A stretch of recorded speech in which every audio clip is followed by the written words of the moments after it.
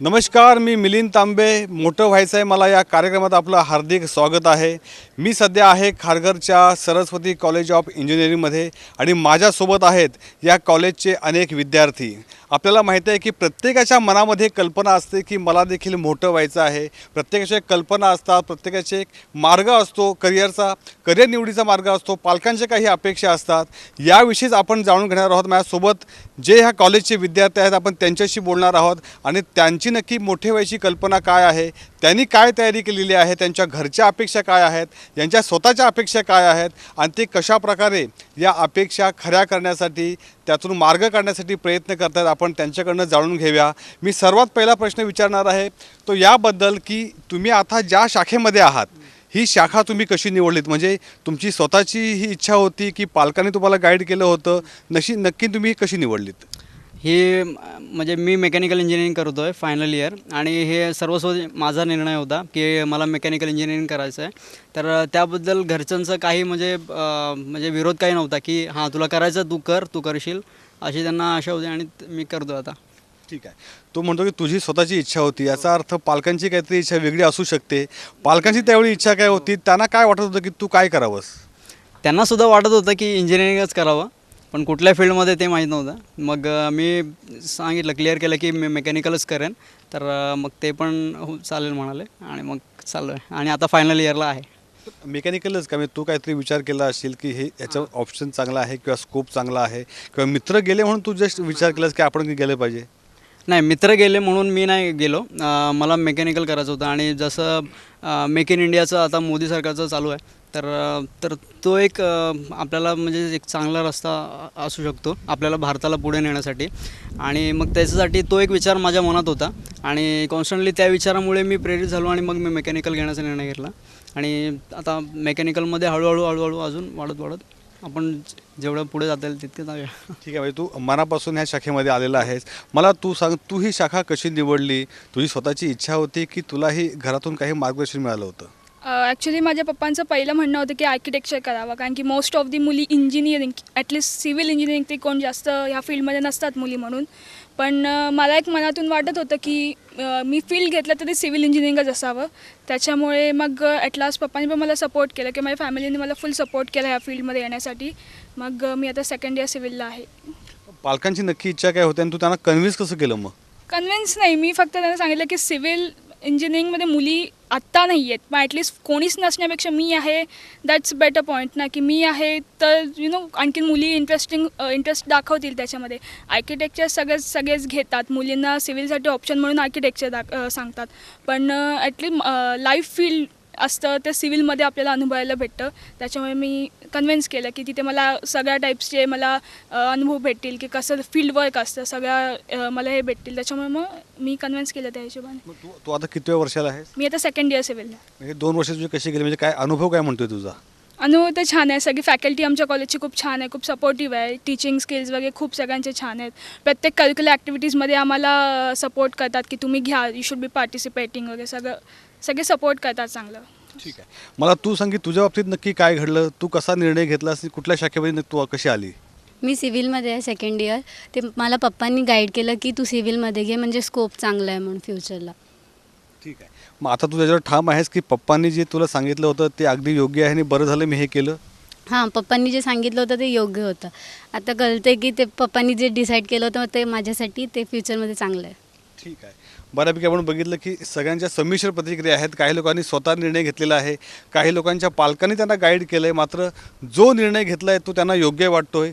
मला तुम्ही सांगा की तुम्ही शाखा कशी निवडलीत आणि इथपर्यंत तुम्ही कसा आलात आणि घरचा सपोर्ट किंवा घरचं मार्गदर्शन तुम्हाला कसं मिळालं? मला तर घरचा सपोर्ट जास्त करून होता. मला ह्या फील्डमध्ये नव्हतं यायचं. मुळात मी कॉलेज करणार होते, पण घरातून वडिलांना इंजिनिअरिंग करावंसं वाटत होतं. मुलीने असं वाटत होतं की मी पुढे इंजिनिअरिंग करावी, इंजिनियर बनावं, म्हणून इंजिनियर फील्डमध्ये आले. पण छान आहे इथे पण. मी आता सिव्हिलमध्ये सेकंड इयरला आहे, पण छान आहे. पण तुला असं कधी वाटलं की अरे उगाच या शाखेमध्ये आलं, काहीतरी वेगळी शाखा घेतली पाहिजे होती, माझा एक मित्र किंवा मैत्रीण त्या शाखेमध्ये गेली ती मला बरी पडली असती, असं कधी ह्या 2 वर्षात मनामध्ये आलं तुझ्या? नाही, कारण की फील्ड पण खूप छान आहे. ड्रॉइंग आहे, मला इंटरेस्ट आहे, मग छान आहे, आवडली मला ही फील्ड. ठीक आहे, तुझा अनुभव काय म्हणतोय? घरच्यांचा कसा तुला सपोर्ट मिळाला? तू स्वतः ह्या शाखेमध्ये आली की तुला घरच्यांनी पाठवलं?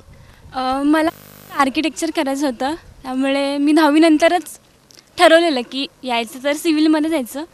आणि घरच्यांचा पूर्ण सपोर्ट होता. घरचे तर म्हणालेले की तुला जे काही करायचं आहे ते कर, म्हणजे पूर्ण सपोर्ट होता त्यांचा.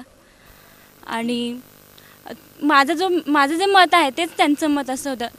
त्यांनी मला काही सांगितलं नव्हतं की तू हे कर हे कर. ते मला म्हणाले की तुला जसं वाटतं तसं तू करू शकतेस. शेवटी तुझं मत आहे, तुला पुढे जायचं आहे, जे काही तुला तुझ्या स्वतःच्या पायावरती उभं राहायचं आहे. सो काहीच प्रॉब्लेम नव्हता घरून पण. आपण पाहिलं की बऱ्यापैकी या मुलांनी जे आहे ते नक्की आपल्याला कुठल्या शाखेमध्ये जायचं आहे हे स्वतःच डिसाईड केलेलं आहे आणि पालकांचं देखील त्याला मार्गदर्शन चांगलं मिळालं आहे. मग त्याचा प्रश्न आहे की एखाद्या शाखेमध्ये आले, शिक्षण घेतलं, पण पुढे काय करायचं आहे? मला सांग, तू काय ठरवलेलं आहेस का की जेव्हा तुझी इंजिनिअरिंग पूर्ण होईल त्यावेळी पुढे काय करायचं?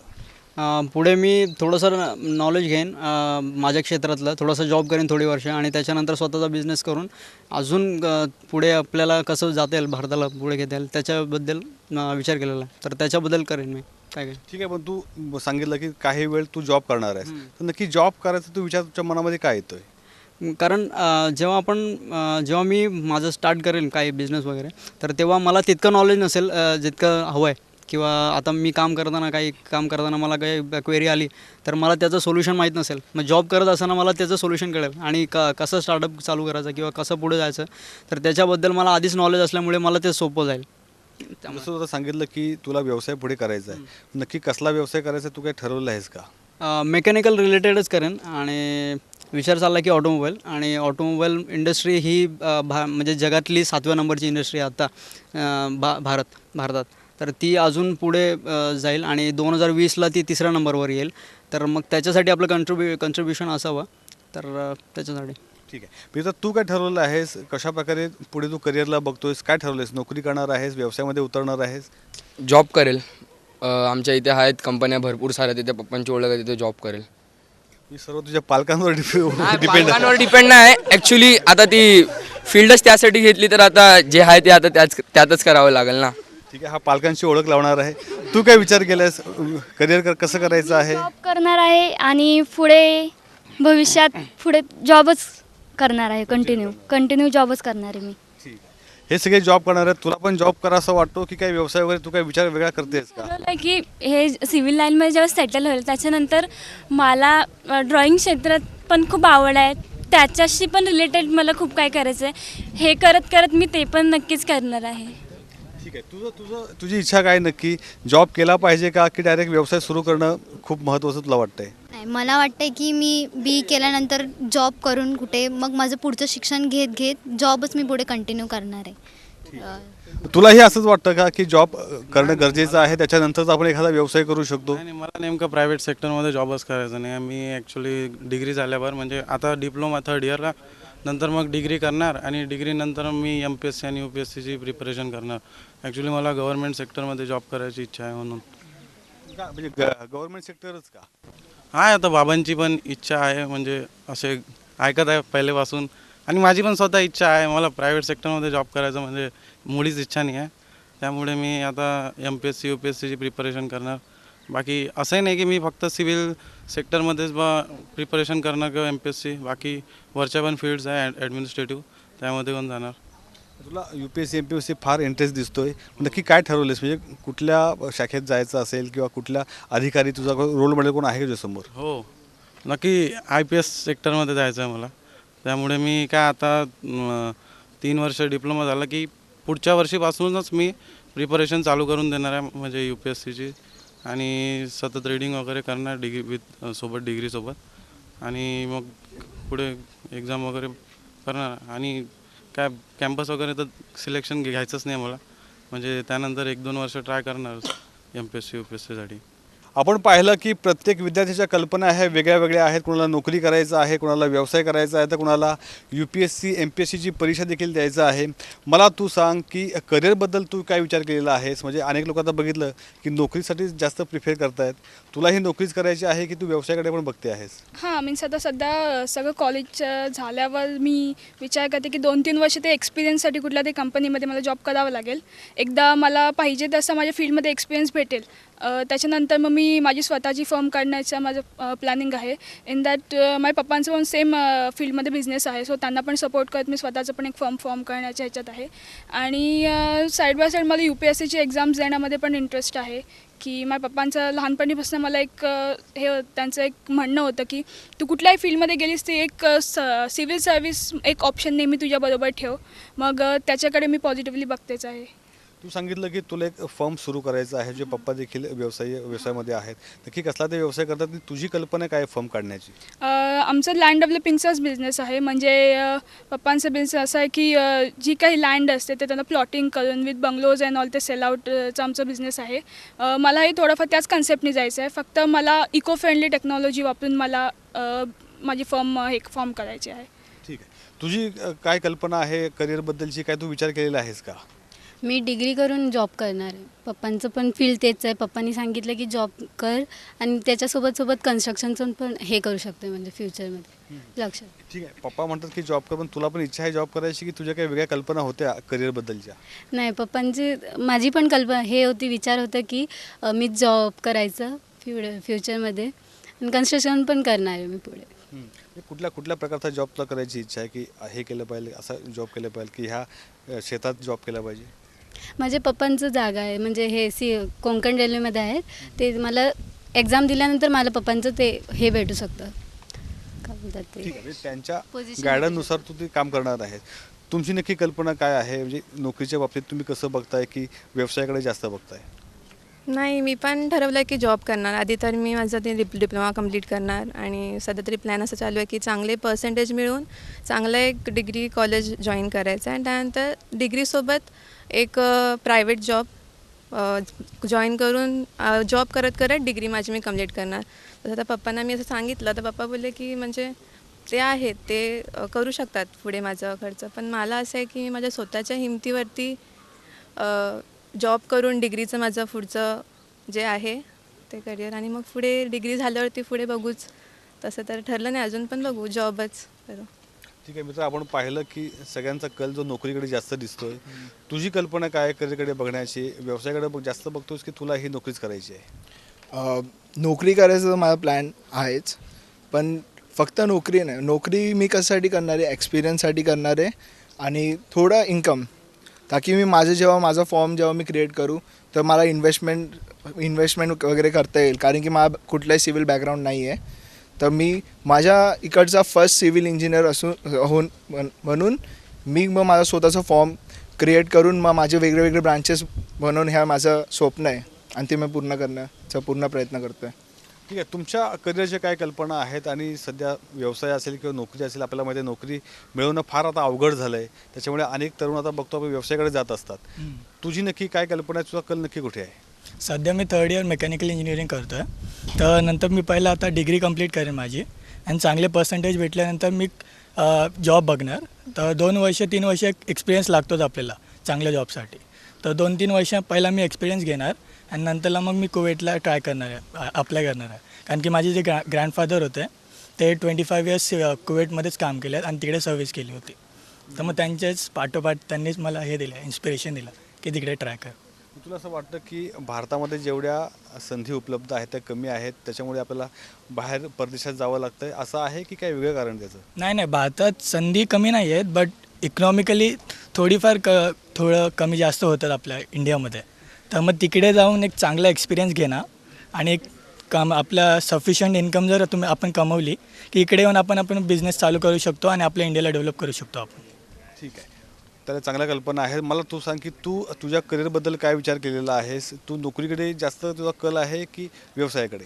ॲक्च्युली मी असा विचार केला आहे की डिप्लोमा झाल्यानंतर मी डिग्री करणार आहे. डिग्री कंप्लीट झाल्यानंतर मी अब्रॉड जाणार आहे.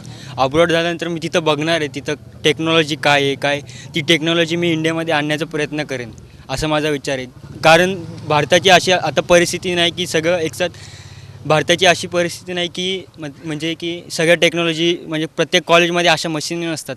तर माझी अशी इच्छा आहे की मी इंडियामध्ये ती टेक्नॉलॉजी आणावी, त्यामुळे की थेअरी नॉलेजवरती न भर देता की प्रॅक्टिकल नॉलेजवरती भर देतं. कारण बाहेरच्या देशात प्रॅक्टिकल नॉलेजवरती जास्त भर देतात, त्यामुळे त्यांची मुलं पुढे जातात, आपली मुलं का नाही जात पुढं, असं माझी इच्छा आहे. त्यामुळे मी बाहेरच्या देशात जाऊन ती टेक्नॉलॉजी भारतात आणावी with help of mechanical engineering, अशी माझी इच्छा आहे. आपण पाहिलं की या मुलांच्या करिअरबद्दलच्या काय काय अपेक्षा आहेत. या मुलांशी आपण अनेक गप्पा पुढे देखील मारणार आहोत. मात्र सध्या वेळ झाली छोट्याशा ब्रेकची.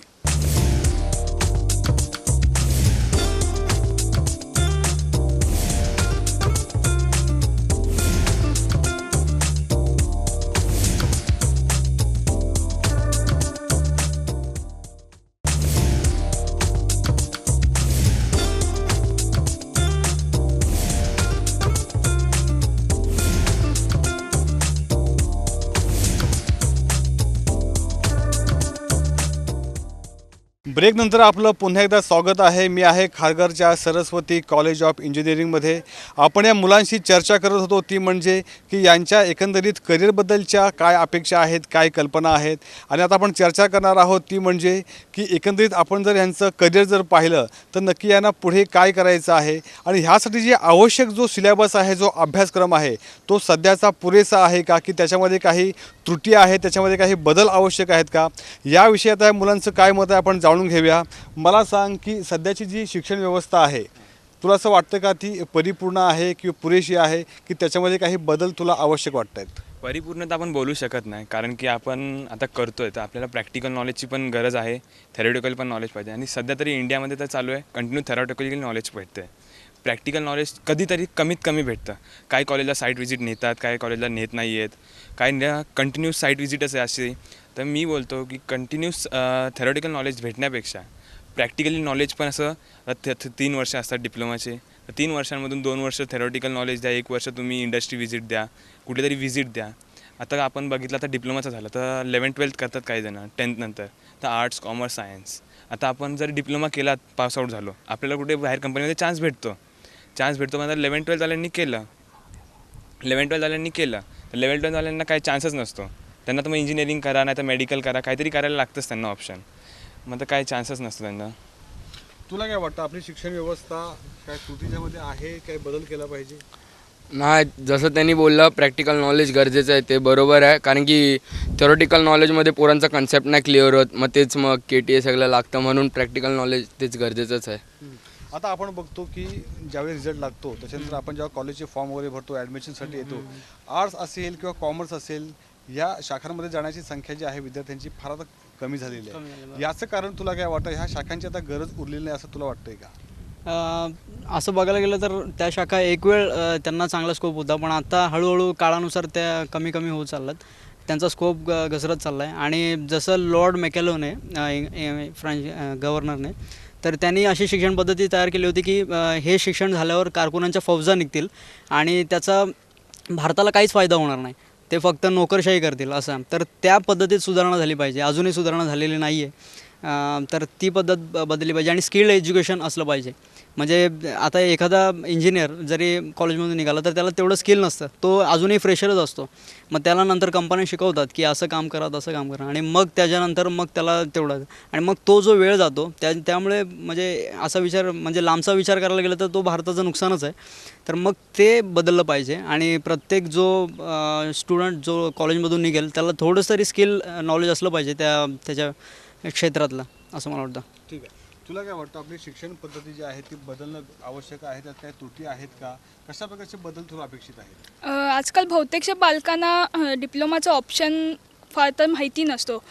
सायन्समध्ये ॲडमिशन 90च्या अबव भेटले की सायन्स ॲडमिशन, त्याच्यानंतर थोडे कमी भेटले कॉमर्स, आणि कमीत कमी पर्सेंटवाला आर्ट्स, हे 3मध्ये डिवाईड होतात. पण सायन्स, आर्ट्स किंवा कॉमर्समध्ये जास्त स्कोप नसून स्कोप आहे पण म्हणावं तसं स्कोप नाही आहे.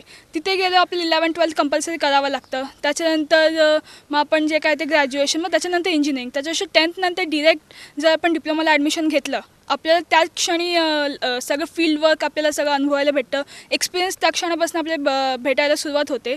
मग त्याच्यानंतर आपण भले डिप्लोमा कंप्लीट झालं मग आपल्याला सगळे पाहिजे तसं आपण जॉब पण करू शकतो. त्याच्यानंतर खूप ऑप्शन्स अवेलेबल होतात ह्याच्यानंतर.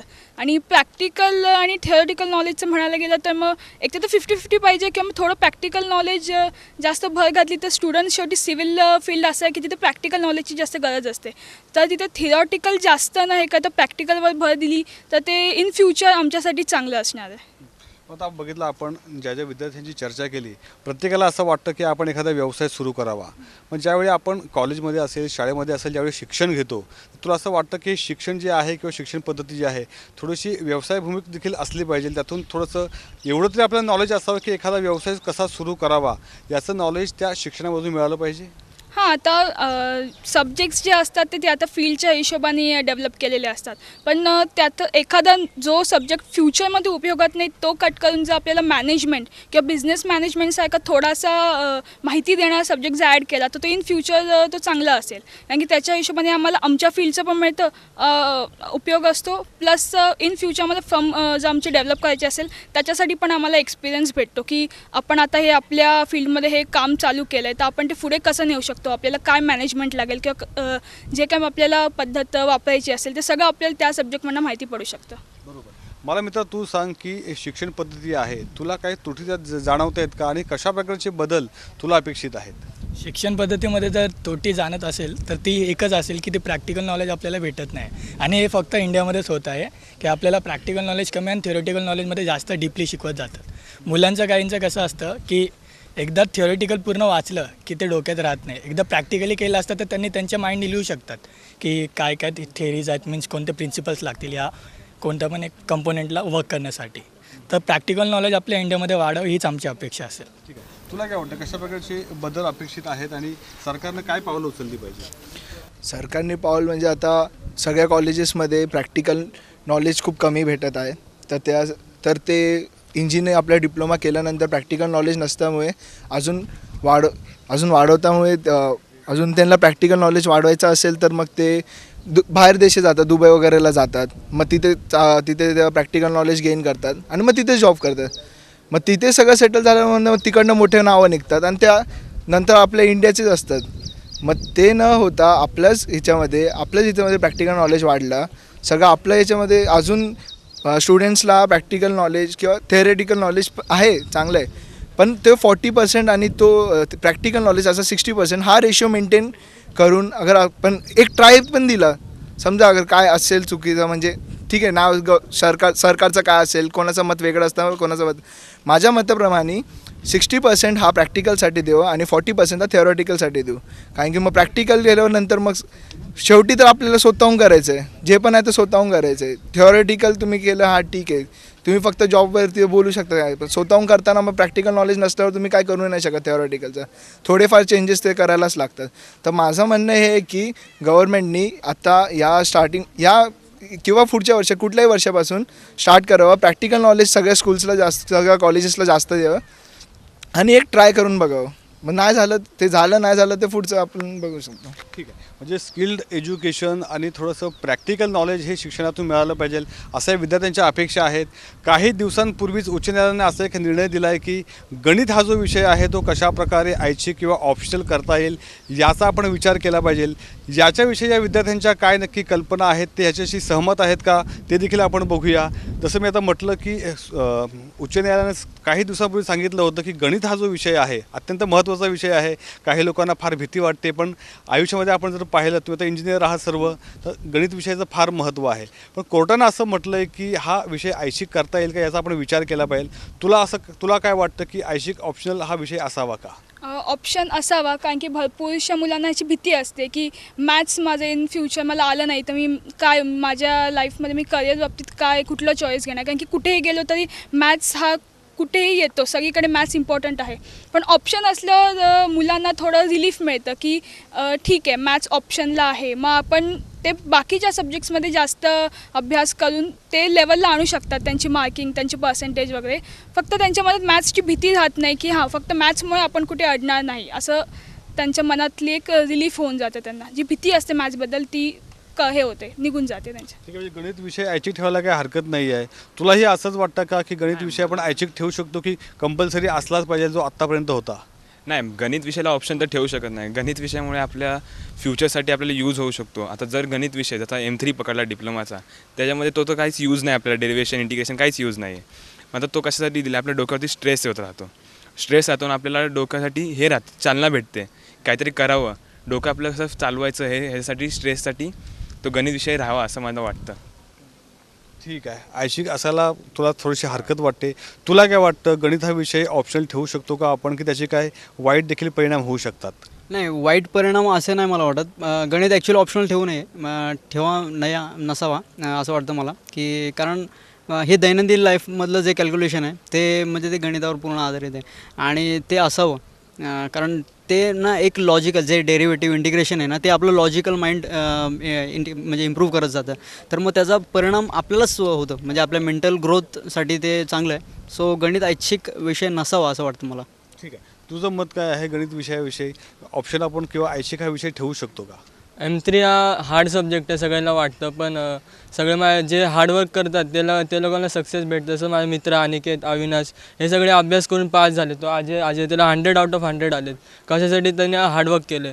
त्या M3ला ऑप्शनमध्ये नाही ठेवायला पाहिजे, त्याला स्टडी करून त्याचं जे टेन्शन आहे ते काढून टाकायला पाहिजे. पण आपण पाहिलं तर अनेक मुलं जी असतात ती गणित विषयामध्ये नापास होतात. त्यांना गणितातलं बऱ्यापैकी कळत नसतं, त्यांना कुठं इंजिनियर वगैरे व्हायचं नसतं, त्यांना फक्त आपलं कॉलेज संपवायचं असतं. मग अशा लोकांसाठी गणित विषय आपण कंपल्सरी करून त्यांच्यावर अन्याय होईल असं वाटत नाही? अन्याय असं होत नाही, कारण की सगळे स्टुडंट सगळे सब्जेक्ट करून जातात. काय दुसरे लोक का करून M3 हार्ड सब्जेक्ट आहे मानतो मी, पण M3चं प्रॅक्टिस करून आपण काढू शकतो M3. That's all. ठीक आहे, तुला काय वाटतं जर हा गणित विषय ऐच्छिक ठेवला तर त्याचे काय परिणाम होऊ शकतात? नाही सर, गणित विषय ठेवायला पाहिजे, पण असा तो विषय सगळ्यांना जमत नाही, म्हणून भरपूरशा लोकांना ड्रॉप पण लागतो गणित विषयामुळे. आणि त्याचा डिप्लोमामध्ये तर काय बहुतेक यूज पण नाही. तो असायला पाहिजे तरी फर्स्ट इयरपर्यंत, सेकंड इयरमध्ये इन्क्लूड नाही व्हायला पाहिजे. जसं आता ह्या मित्राने सांगितलं की ह्याला गणितामध्ये 100पैकी 100 मार्क्स मिळाले होते, तर आपण आता ह्यालाच विचारूया की नक्की ह्याचं गणितविषयी काय मत आहे. जसं कोर्टानं सांगितलं आहे की गणित हा विषय ऐच्छिक करण्याविषयी किंवा ऑप्शनल सब्जेक्ट ठेवता येईल का याविषयी आपण विचार केला पाहिजे. तुला ह्याच्या विषयाविषयी काय वाटतं? म्हणजे तसा गणित सोपा विषय आहे, कारण की पहिला मला पण अजिबात म्हणजे गणित जास्त येत नव्हती. पहिल्या सेमला मला एकतर मॅथ्सला 48 पडलेले, म्हणजे जवळजवळ काटर पास झालेलो. पण नंतर मी माझा इंटरेस्ट त्यात हे केला, म्हणजे इंटरेस्ट वाढवला, त्याच्यामुळे माझे मार्क्स वाढत गेले. फक्त माणसाने ते फक्त मॅथ्स म्हणून असं आपल्याला घाबरून ठेवलेलं आहे, पण त्याच्यावर प्रॅक्टिस केली की आपण त्यात मार्क काढू शकतो खरं तर. ठीक आहे, आपण पाहिलं की अनेक लोकांना असं वाटतं की गणित हे फार महत्त्वाचा विषय आहे आणि तो असावा. तुम्हालाही असंच वाटतं की हा विषय ऑप्शन न ठेवता हा कंपल्सरी असलाच पाहिजे म्हणून? हो, मला तसं वाटतं, कारण की कुठे ना कुठे हा कामच येतो. आता तुम्ही कुठला दुसरा आता स्ट्रक्चर वगैरेचा, आता मी सिव्हिल करतो आहे तर स्ट्रक्चर वगैरेचा अभ्यास असला त्याच्यामध्ये पण येतोच इंटिग्रेशन, इनडायरेक्टली डायरेक्टली असं येतोच. पण आत्ता या सब्जेक्टमुळे M3 मॅथ्सच्या सब्जेक्टमुळे अगर आत्ता तुमचं सगळं बेसिक्स क्लिअर असेल ना, मग तेव्हा तुम्हाला परत ते झंझटमारी करायची गरज नाही. तेव्हा तुम्ही मस्त आरामात तुम्ही ते सगळं क्लिअर करू शकता. सगळं तुम्हाला जास्त मेहनत करायची गरज तेव्हा पण नाही पडणार, कारण की इथे सगळं बेसिक तुम्हाला सगळं क्लिअर करून देतात आणि तिथे तुम्हाला ते यूज येतोच. मग शेवटी ना शेवटी ते इम्पॉर्टंट आहेच असं माझं म्हणणं आहे. पण ह्यामध्ये असा एक देखील विषय आहे की जसं आपण पाहिलं की कोर्टानं सांगितलं की गणित विषय ऐच्छिक करता येईल का याचा विचार करा. याचा अर्थ शिक्षण पद्धतीमध्ये बदल करण्याविषयीची जी पावलं उचलली गेली पाहिजे ती कदाचित आता उचलली जातील किंवा निदान चर्चा तरी झाली पाहिजे होती. ती चर्चा तर सुरू झालेली आहे. हे देखील सकारात्मक आहे असं तुला वाटतं का? हो, ह्याच्या आधी सगळे विषय कंपल्सरी होते किंवा मग आता गेल्या काही वर्षामध्ये बेस्ट ऑफ 5 हा 10thला ऑप्शन आहे की ज्याच्यामध्ये स्टुडंट्सना ज्या विषयामध्ये मॅथ्स किंवा सोशल सायन्स याच्यामध्ये ऑप्शन असतो. मग त्याच्यामधले मॅथ्समध्ये कमी असतात तर सोशल सायन्स घेऊन मुलांचे पर्सेंटेज वाढतात. तर ते आता गेल्या काही वर्षांपासून सुरू केलं आहे. ते एक पॉझिटिव्ह पाऊल आहे की मुलांना कुठेतरी शिक्षणाची आवड व्हावी ह्या हिशोबाने सरकार पाऊल उचलतं आहे. ह्याच्यापुढे हा जो मॅथ्सचा ऑप्शनल विषय आहे तो पॉझिटिव्ह आहे, त्याचप्रमाणे नेगेटिव्ह असा की मुलं मग तो केअरलेसली हँडल करतात. पण काही मुलांना जो मॅथ्सकडे त्यांचा काही कलच नसतो, त्या मुलांसाठी हा चांगला आहे की बाबा ऑप्शनल आहे, मग आपण दुसऱ्या फील्डमध्ये मॅथ्सचा उपयोग न करता पुढे जाऊ शकतो, आपलं कॉलेज लाईफ किंवा कॉलेज डिग्री कंप्लीट करू शकतो. ठीक आहे. गणित विषय हा ऐच्छिक असावा का, याविषयी या मुलांची वेगवेगळी मतं आहेत. काही लोकांचं म्हणणं ऐच्छिक असला तरी काही हरकत नाही, मात्र काही लोकांना असं वाटतं, काही विद्यार्थ्यांना असं वाटतं की हा कंपल्सरी विषय असला पाहिजे. या मुलांशी आपण पुढे देखील अशी चर्चा करू. मात्र सध्या वेळ झाली आहे का छोट्याशा ब्रेकची.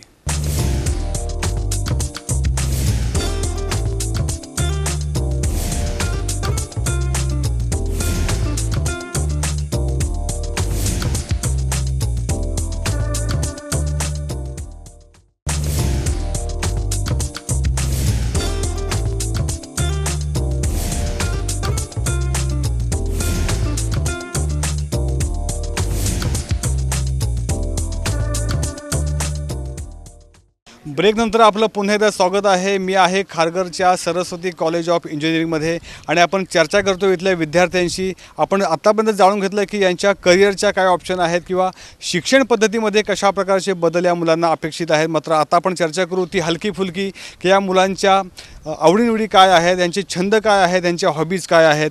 मला सांगा की शाळा सुटल्याच्या नंतर किंवा कॉलेज सुटल्याच्या नंतर आपण पूर्वी बघायचो की कोणी क्रिकेट खेळतं, कोणी कॅरम खेळतं.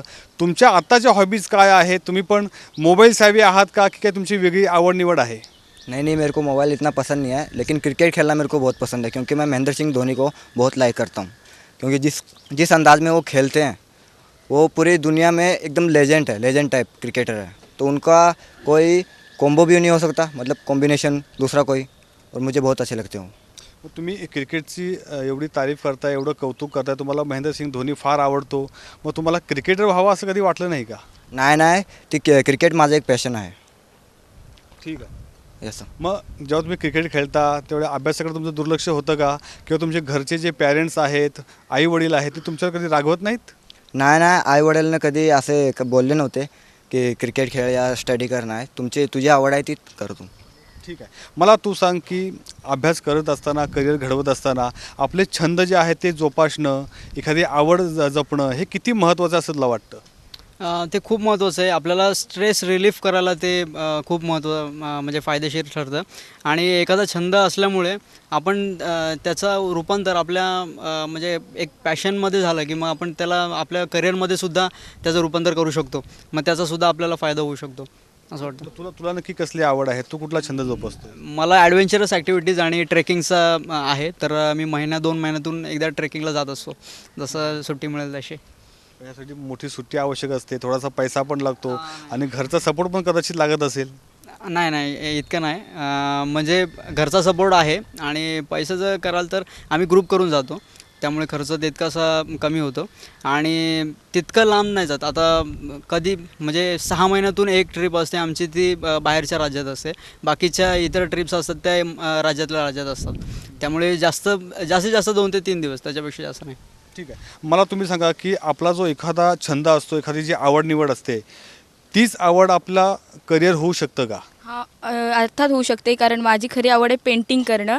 आणि मी जेव्हा लहान होते तेव्हा माझे बाबा ते मॅप्स असतात ते प्लॅनिंग करायचे आणि ते बघून मला ते खूप असं वाटायचं की आपण पण त्याच लेवलला जावं. आणि त्यामुळे मग जास्त करून ह्या साईडसाठी मला म्हणजे पुढे त्याचा उपयोग झाला की मी आता कधी अशीच बसली असताना मग ते मॅप ड्रॉईंग करणं, जरी पक्का येत नसेल तरीसुद्धा थोडंफार जेवढं समजते तेवढं करून मग मी म्हणजे मला तशी आवड आहे. मग त्याच ह्याच्याने माझे बाबा बोलले की तू त्या साईडला जा, तुला तशी आवड आहे, तू त्याप्रमाणे केलं असतं तुला अजून पुढे जास्त चांगलं स्कोप भेटेल. ह्या ह्याच्याने मी म्हणजे पेंटिंग माझी आवड आहे आणि जास्त करून मला बॅडमिंटनसुद्धा खेळायला आवडतं, ते म्हणजे आपल्या मेंटेन हेल्थ करण्यासाठी. आणि हे 2 माझ्या आवडीचे जास्त छंद आहेत. मग ह्या पेंटिंगमध्येच कधी करिअर करावं असं तुम्हाला वाटलं नाही? वाटतं, पण ती पॅशन म्हणून ठेवले मी. आणि माझे जास्त म्हणजे पेंटिंगपेक्षा ड्रॉइंग मला म्हणजे आपण करतो ना प्लॅनिंग किंवा नुसतं स्केचिंग, ते जास्त मला आवडतं. त्यामुळे त्याच्याच हिशोबाने हा सिव्हिल इंजिनिअरिंगचा हा पार्ट पडतो ना, त्यामुळे मग सोपं वाटतं, टेन्शन येत नाही काही करताना. मग कधी कोणाचा बड्डे असेल, कधी कोणाचं लग्न असेल, त्या तुम्ही गिफ्टमध्ये काय देता? मग असे वेगवेगळे ग्रीटिंग्स कार्ड्स किंवा असं आपल्याकडनं काय अजून क्रिएटिव्ह असे काही घडते का आहे जे मी जास्तीत जास्त प्रयत्न करते किंवा फ्रेंड्सनासुद्धा दे मला अशी नवीन क्रिएशन दाखवायला खूप आवडतात. त्यामुळे काय अजून म्हणजे चांगला वापर होतो त्याचा पुढे. म्हणजे आपण जर पाहिलं तर एखादी आपल्याला आवड असणे फार महत्त्वाचं असतं एक माणूस म्हणून. मात्र आपण जर पाहिलं तर घरचे बऱ्याचदा आपल्यावर रागवत असतात. त्यांना वाटतं की एखादी आवड जोपासणं किंवा छंद जोपासणं म्हणजे आपण टाईमपास करतोय. तुमच्या घरचा अनुभव नक्की काय आहे आणि तुला नक्की कशाची आवड आहे? मला पोएम रायटिंगची आवड आहे. मला मीन्स माझ्या स्वतःच्या पोएम्स लिहिते मी आणि मला गाणी ऐकायला आवडतात. त्याच्यानंतर त्याची म्युझिकही मी कधी कधी क्रिएट करते. पण मला म्युझिक ऐकताना किंवा गाणी ऐकताना असं एकांतात बसून ऐकायला आवडतं. त्याच्यामुळे मम्मी खास करून बोलते की दरवाजे बंद करून का बसते. मी सांगते मी गाणी ऐकत असते किंवा मी एखादी पोयम लिहित असते. मग त्याच्यामुळे मला जे काय ओव्हरऑल दिवसाचा जर काय स्ट्रेस वगैरे असेल तर तो व्यवस्थित मला रिलीफ होऊन जातो आणि पुन्हा नेक्स्ट चॅलेंजसाठी मी पुन्हा ॲज इट इज पहिल्यासारखी रेडी असते. पण तू जसं सांगितलं की तू स्वतः कविता करते, त्यांना चाली देखील देते. पण आपण जर पाहिलं म्युझिक इंडस्ट्री किंवा संगीत एकूण जी इंडस्ट्री आहे त्याच्यामध्ये बऱ्यापैकी मोठा स्कोप आहे. मग तुला असं कधी वाटलं नाही की आपण गायक व्हावं किंवा गीतकार व्हावं, कवी व्हावं किंवा संगीतकार व्हावं? नाही, कारण की मला क्रिएशन आवडतं. मग ते माझ्या फील्डमध्ये असो किंवा मग शब्दांशी असो, क्रिएटिंगला मी महत्त्व आहे. मग त्याच्याकडे मी असं करिअरच्या दृष्टीने कधी बघितलं नाही आहे आजपर्यंत. ठीक आहे. मग तुझ्या तर इथे एवढे मित्र उभे आहेत तर त्यांना सर्वांना माहिती आहे तू कविता करते? नाही, कोणालाच नाही. मग आता तू एखादी कविता किंवा गाणं काही ऐकवू शकते? मीन्स मी फर्स्ट एकदम 4थीत असताना मी एक केली होती पावसावर, ती मी सांगू शकते. रिमझिम रिमझिम पाऊस पडते असे झाले मी कधी त्याला पकडे. रिमझिम रिमझिम पाऊस पडते असे झाले मी कधी त्याला पकडे. बाहेर गेले आई हाक मारे धावत पडत मी घरी गेली. बाहेर गेली आई हाक मारे धावत पडत मी घरी गेली. रिमझिम रिमझिम पाऊस पडते असे झाले मी कधी त्याला पकडे. थँक्यू. छान, आम्हाला वाटलं. पण तुझं होतं नक्की? ठीक आहे. मला सांग तुझी नक्की आवड निवड काय आहे? मला फिरायला खूप आवड आहे.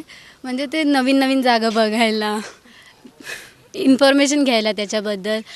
नवीन जागा बघून आपल्याला नेचरबद्दल आपल्याला इन्फॉर्मेशन भेटते आणि नेचरशी आपल्याला प्रेम वाटतं नेचरला बघितल्यावर. अजून तू आतापर्यंत फिरायला कुठे कुठे गेली होती? कुठल्या कुठल्या तू जागा बघितलेल्या आहेस? आणि घरचा तुला याच्यासाठी पाठिंबा मिळतो की ओरडतात की किती लांब जाते, किती खर्च येतोय? नाही, मी फॅमिलीसोबतच जास्त फिरते. म्हणजे मनालीला गेली आहे, काश्मीरला गेली आहे, अजून जम्मूला गेली आहे, कटराला वैष्णोदेवीला जाऊन आली आहे. तसे बरेच जागी फिरून आली आहे मी पेरेंट्ससोबत. फॅमिलीसोबत एन्जॉयमेंट पण होते आणि प्रोटेक्ट पण राहतो आपण. बरोबर. आवड निवड आपल्याला जपल्या पाहिजे. मला सांग तुझा छंद काय आहे, तुला काय आवडतं आणि तू अभ्यासातून हा छंद जोपासण्यासाठी कशाप्रकारे वेळ काढते? मला तसा डान्सची खूप आवड आहे. मला जास्त करून क्लासिकल डान्स पण आवडतं आणि वेस्टर्न पण. सगळ्या प्रकारचे डान्स आवडतात. आणि अगोदर मी क्लाससुद्धा लावलेला भरतनाट्यम क्लासिकल डान्सचा.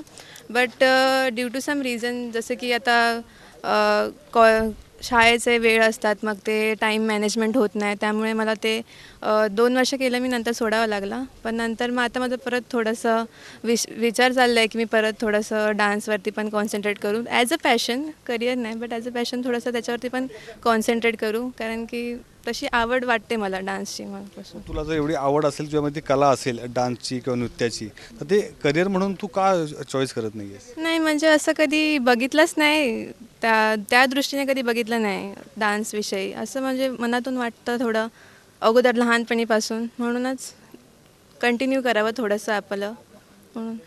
ठीक आहे. तुझा नक्की छंद काय आहे? तुला काय करायला आवडतं?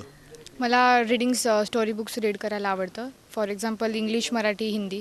जास्त करून हिंदी आणि मराठी स्टोरी बुक्स वाचायला आवडतं. म्हणजे सेकंड थर्ड स्टँडर्डला जशा स्टोरीज राहायच्या लहान मुलांसाठी तशा स्टोरीज वगैरे वाचायला आवडतं. आणि बाकी मग फिरायला आवडतं. जसे म्हणजे सिनरी स्पॉट्स असतात, नॅचरल स्पॉट्स असतात, तिथे जायला आवडतं, फिरायला आवडतं, तिथली इन्फॉर्मेशन घ्यायची. ठीक आहे. म्हणजे तू जेव्हा फिरायला जाते तेव्हा पुस्तकं पण सोबत घेऊन जाते? म्हणजे फिरता प्रवासात पण वाचन करते? नाही, फक्त रफ नोट घेऊन जाते आणि पेन.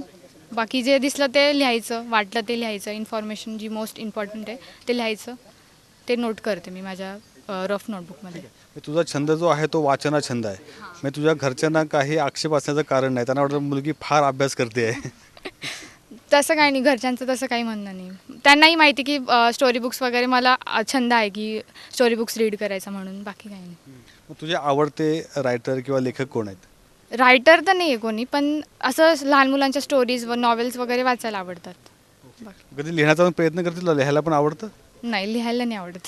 फक्त वाचायचं. हां, रीडिंग. ठीक आहे. तुझा छंद काय आहे? तू कसा त्यातून वेळ काढते? मला ड्रॉइंग करायला आवडते. जसं मला टाईम भेटेल, जसं मला मूड असेल त्याच्यानुसार मी ड्रॉइंग करते.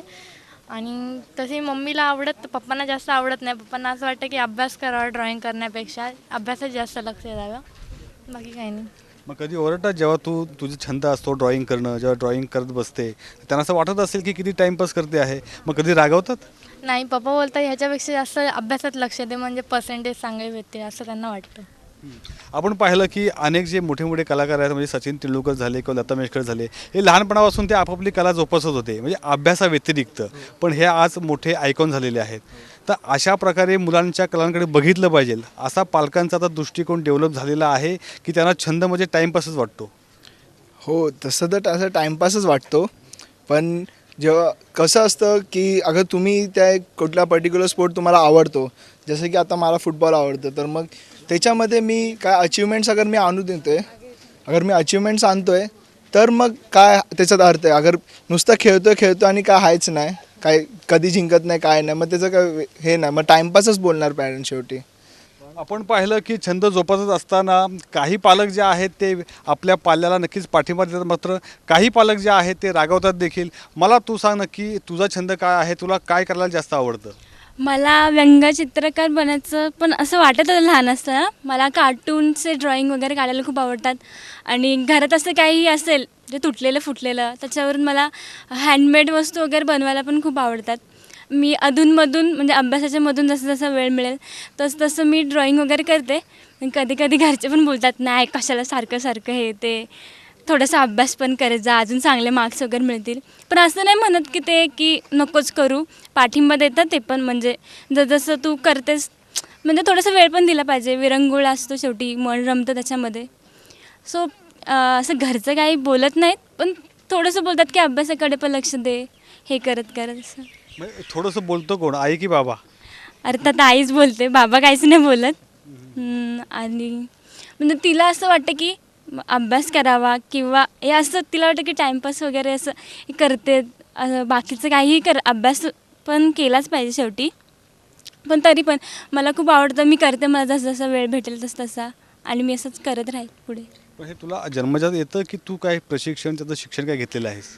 नाही, प्रशिक्षण वगैरे असं काही नाही, पण शाळेपासून आवड होती मला असं करायचं. आमचा अख्खा ग्रुप पण होता, आम्ही सगळे एकत्र मिळून करायचो. 10वी नंतर वगैरे पण आहोत आम्ही असं. म्हणजे शाळेपासूनच मला आवड होती लहानपणापासून. म्हणजे लहान असताना असं कधीतरी केलं असेल, पण वाटलं नव्हतं पुढे जाऊन आवड निर्माण होईल. तुला असं कधी वाटलं ना की ह्याच्यामध्ये देखील आपण करिअर करू शकतो? कारण अशा प्रकारची अनेक मोठमोठी माणसं आहेत जे प्रसिद्ध कार्टूनिस्ट म्हणून फेमस आहेत, तर अशा प्रकारे आपण पण देखील करिअर ह्याचं बघावं किंवा करिअर ह्याचं करावं असं वाटतं नाही कधी? वाटायचं म्हणजे कधी कधी. बाळासाहेब ठाकरेंचं त्यांचं पेंटिंग वगैरे मला तर खूप आवडायचे. त्यांचे जेवढे पण आतापर्यंत पेपर्समध्ये वगैरे आलेत, मी ते सगळे माझ्याकडे वगैरे ठेवलेत, आणि ते तसं बघून करायचा प्रयत्न करते. पण आता म्हणजे असं करिअर तर नाही होऊ शकत नक्कीच, पण शेवटपर्यंत जोपर्यंत मला करता येईल तोपर्यंत मी नक्कीच करेल. मग तुझे कधी जे शिक्षक असतील किंवा पालक असतील त्यांचे कधी तू कार्टून बनवते? एकदा बाबांचं केलेलं मी, आणि शाळेमध्ये असताना आम्हाला राग काढला बाबांवरचा? राग नाही म्हणता येणार, मी त्यांना दाखवलेलं पण ते.